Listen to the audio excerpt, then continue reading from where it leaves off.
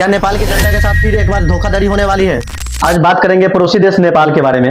नेपाल में 5 मार्च 2026 को चुनाव होने हैं और राजनीतिक हलचल बनी है। नमस्कार दोस्तों, आज हम बात करने वाले हैं एक बहुत बड़े नाम, जो कि लॉर्ड एस्क्रोफ्ट, ब्रिटेन के अरबपति और रणनीतिकार, जो अभी नेपाल के खूबसूरत शहर पोखरा में देखा गया था। और खास बात यह है कि इस मुलाकात का समय नेपाल के आगामी आम चुनाव से पहले है। तो सवाल यही है कि क्या लॉर्ड एस्क्रोफ्ट सच में नेपाल चुनाव को लेकर आया है? चलिए जानते हैं। लॉर्ड माइकल एस्क्रोफ्ट ब्रिटेन के बहुत प्रसिद्ध और संपन्न उद्योगपति है। वह एक राजनीतिक और रणनीतिकार, निवेशक और पूर्व कंजर्वेटिव पार्टी के अध्यक्ष भी रह चुके हैं। वह विश्व भर के राजनीतिक और सामाजिक मुद्दों पर अपनी राय और सलाह देते रहे हैं। हाल ही में लॉर्ड एस्क्रोफ्ट नेपाल के शहर पोखरा में आए। नेपाल के पोखरा अंतर्राष्ट्रीय हवाई अड्डे पर लैंड किया और उन्होंने वहां से हिमालय की तस्वीरें भी पोस्ट की।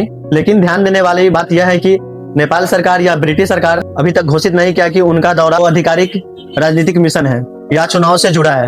यही वजह है कि इस यात्रा का असली कारण अस्पष्ट बताया जा रहा है।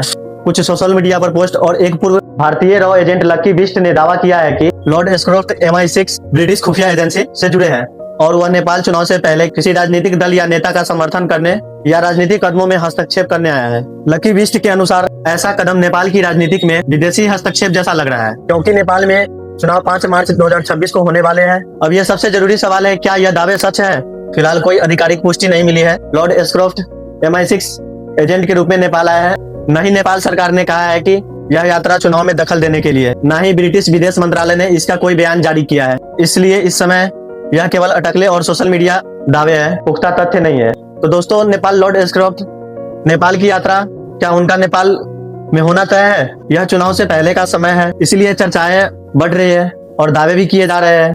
लेकिन अभी तक ऐसी कोई प्रमाणित जानकारी नहीं है कि वह सरकारी चुनावी मिशन पर नेपाल आया है। अगर आप इस विषय पर और गहराई से जानना चाहते हैं तो हमें कमेंट में बताएं। और अगर आपको यह जानकारी उपयोगी लगी हो तो वीडियो को लाइक, शेयर और सब्सक्राइब करना ना भूलें।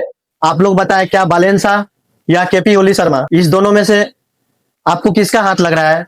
क्या नेपाल की जनता के साथ फिर एक बार धोखाधड़ी होने वाली है?